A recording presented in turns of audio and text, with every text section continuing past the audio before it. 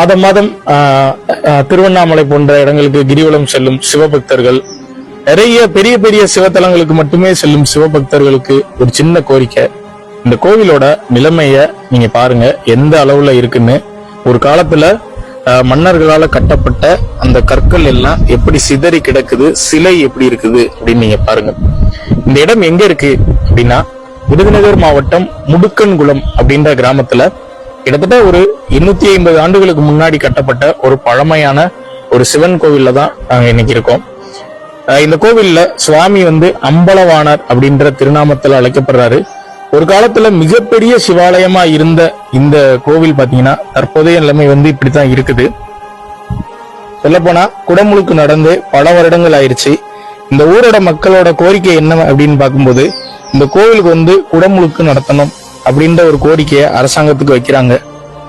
அதனால கூடிய விரைவில் இந்த இடத்துக்கு ஒரு திருப்பணி நடந்து இந்த கோவிலுக்கு குடமுழுக்கு நடத்தப்படணும் அப்படின்றதுதான் எங்களுடைய ஆசை.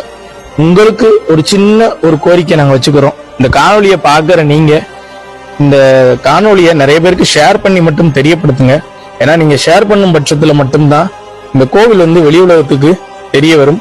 அதனால தயவு செஞ்சு சிவ-உறவுகள் இந்த கோவிலை கொஞ்சம் ஷேர் பண்ணி வெளி உலகத்துக்கு தெரியப்படுத்துங்க. சிவாய நம.